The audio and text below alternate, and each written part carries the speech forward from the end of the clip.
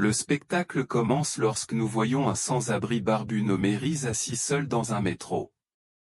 Quelques instants plus tard, un groupe de jeunes hommes apparaît et commence à l'intimider sans raison. Mais soudain, Reese se lève et commence à les battre. Les hommes essaient de se défendre, mais Reese les maîtrise facilement, révélant qu'il est un professionnel entraîné. Peu après, la police arrive sur les lieux et arrête tout le monde.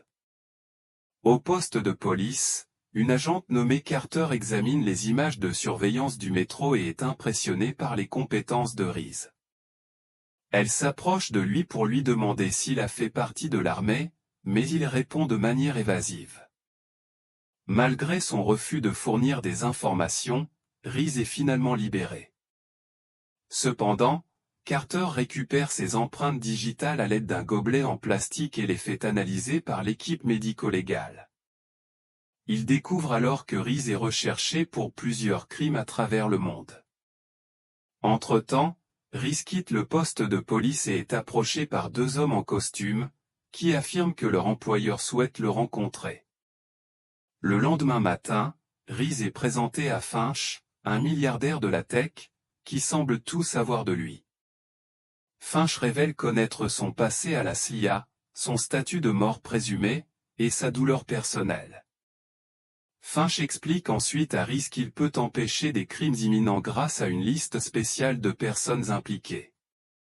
Il lui montre Diane Hansen, une procureure, et lui demande d'enquêter pour déterminer si elle est victime ou coupable.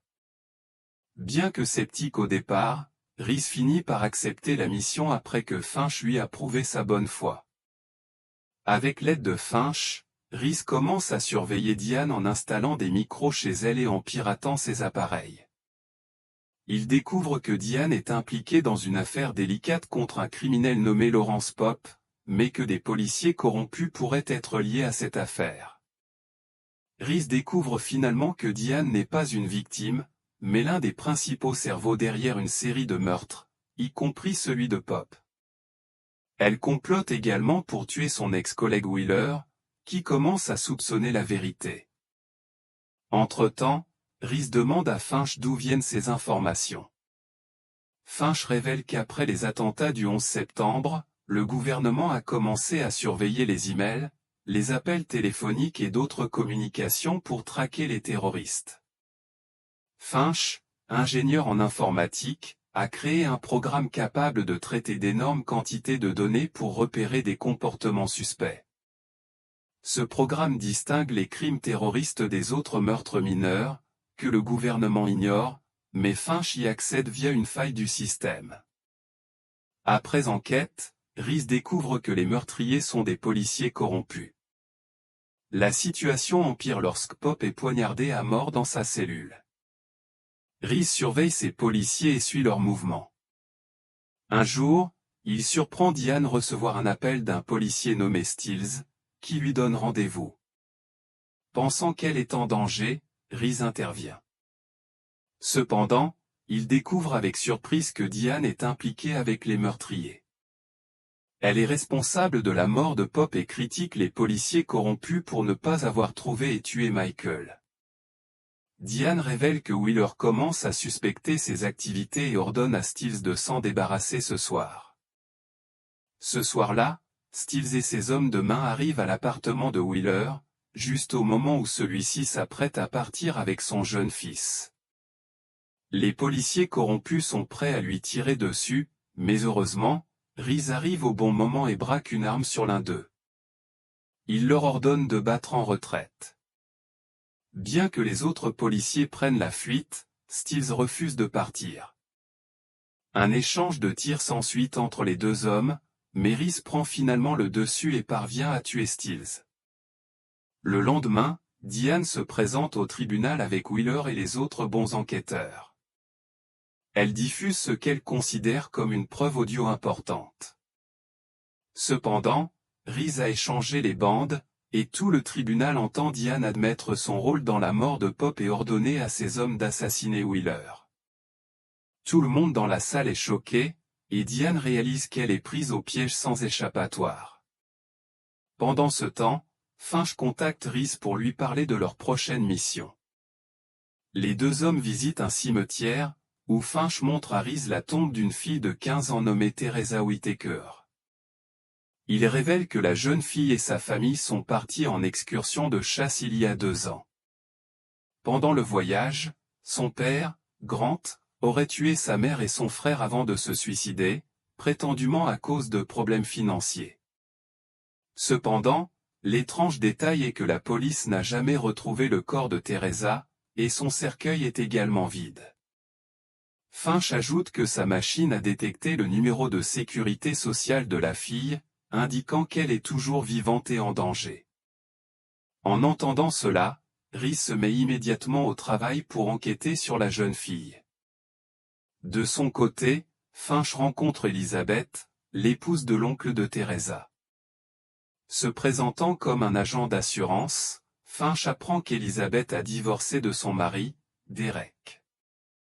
Elle explique que ce dernier n'a jamais surmonté la mort de son frère et que sa personnalité a changé drastiquement après cet événement. Elizabeth parle également avec tendresse de Teresa, confiant qu'elle l'aimait comme sa propre fille et qu'elle lui manque profondément. Pendant ce temps, Reese approche un jeune garçon qui était autrefois un ami proche de Teresa. Il lui pose des questions sur elle, mais le garçon, furieux, lui demande si c'est une blague, puisque Teresa est censée être morte depuis 2 ans. Cependant, avant que le garçon ne parte, Reese lui subtilise discrètement son téléphone et le connecte à distance au sien. Quelques instants plus tard, il remarque que le garçon envoie un message à Teresa, lui demandant de fuir. Reese observe les alentours et aperçoit la jeune fille à proximité. Il se lance à sa poursuite, mais lorsqu'il la rattrape, elle se défend violemment et lui entaille la main avec un couteau avant de s'enfuir. Plus tard, Reese fait le point avec Finch sur l'avancée de l'enquête. Ensemble, ils découvrent que Grant ne s'est pas suicidé mais a été assassiné par un tueur à gages nommé Sonic. Avec cette information, Reese rend visite à Sonic, qui est actuellement en prison pour une autre affaire. Reese lui demande pourquoi il a épargné Teresa. Le tueur explique qu'il refuse de tuer des enfants, peu importe le montant de l'argent proposé. Il précise qu'il lui a simplement laissé un avertissement, si elle parlait de lui à qui que ce soit, il reviendrait pour la tuer. Lorsque Reese lui demande qui l'a engagé, Sonic admet qu'il n'a rencontré le client qu'une seule fois, qu'il a été payé en espèces et qu'aucun nom n'a été échangé. Le soir, Finch informe Reese qu'en creusant dans les finances de Grant, il a découvert un nouvel indice. Peu avant sa mort, Grant avait investi dans un terrain avec un homme nommé Calhoun, propriétaire d'une société immobilière appelée Landal. Suspectant que Calhoun soit impliqué dans cette affaire, il décide de le surveiller de près. Le lendemain, Reese parvient à retrouver Teresa dans une laverie automatique. Cependant, juste au moment où il essaie de lui parler, un tueur à gages apparaît et tente de la tuer. Reese affronte facilement le tueur, le blesse, puis s'échappe avec Teresa. Il l'emmène dans une chambre d'hôtel et lui assure qu'elle sera en sécurité ici. La jeune fille est d'abord réticente à faire confiance à cet homme étrange, mais puisqu'il vient de lui sauver la vie, elle décide de rester. Reese lui demande alors si elle sait quelque chose sur les personnes responsables de la mort de sa famille. Bien que Teresa n'ait pas beaucoup d'informations, elle affirme que tout cela est à cause de son oncle, Derek. À ce moment-là, Finch arrive dans la chambre, et Reese laisse la fille sous sa garde avant de repartir pour suivre son enquête. Plus tard, Reese se poste devant le siège de Landal pour surveiller Calhoun, mais il découvre de façon inattendue la présence de Derek. Il le confronte immédiatement et exige de savoir son rôle dans la mort de son frère. Contre toute attente, Derek commence à pleurer comme un enfant. Il révèle alors que Grant avait acheté un terrain autrefois dévalué à cause d'une marée noire. Il avait collaboré avec Calhoun sur ce projet, mais lorsque l'affaire a échoué, Calhoun a ordonné l'assassinat de Grant et de toute sa famille. Cependant, Le terrain a depuis été nettoyé et vaut maintenant 40 à 50 fois sa valeur initiale.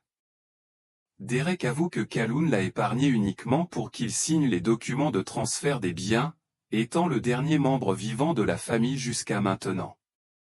Il s'avère que Teresa est l'héritière légitime de cette propriété. C'est pourquoi ils sont déterminés à la tuer, afin qu'elle ne puisse pas réclamer cette fortune. De retour à l'hôtel, Finch tente de convaincre Teresa d'aller vivre avec sa tante Elizabeth. Il lui raconte à quel point Elizabeth était émue en parlant d'elle et combien elle semble l'aimer.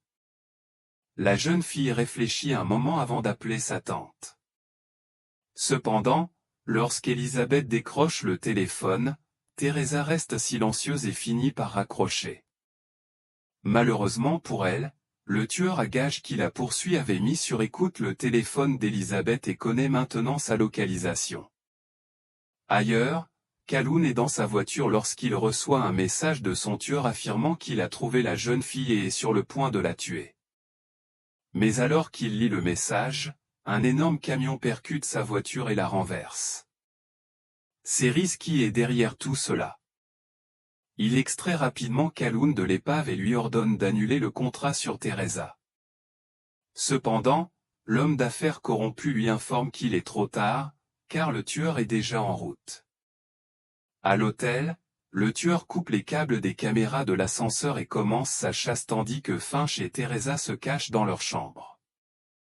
L'homme s'empare d'un tuyau d'incendie et désactive une à une les caméras en avançant vers eux. Réalisant qu'il manque de temps, les deux fuient dans les couloirs à la recherche d'une issue. Cependant, après une longue et angoissante poursuite, le tueur finit par les coincer dans la cage d'escalier. Finch supplie Teresa de courir et de se sauver, mais elle refuse de l'abandonner. Juste au moment où le tueur s'apprête à tirer, Reese surgit et lui tire dessus à plusieurs reprises, le tuant définitivement. À la suite de cet incident, Calhoun est arrêté, toutes les preuves de ses meurtres et de ses activités illégales ayant été transmises à la police par nos héros. Reese contacte alors la détective Carter et organise une rencontre. Elle arrive sur place avec son équipe, mais à sa grande surprise, Reese est introuvable. À la place, il a laissé Teresa sur place pour qu'elle soit récupérée. Plus tard, au poste de police, Carter s'assoit avec la jeune fille et lui demande l'identité des personnes qui l'ont sauvée. Cependant, Teresa affirme qu'elle est encore traumatisée par ce qui s'est passé et qu'elle ne s'en souvient pas clairement. L'épisode se termine alors qu'Elizabeth arrive au commissariat et partage des retrouvailles émouvantes avec sa nièce.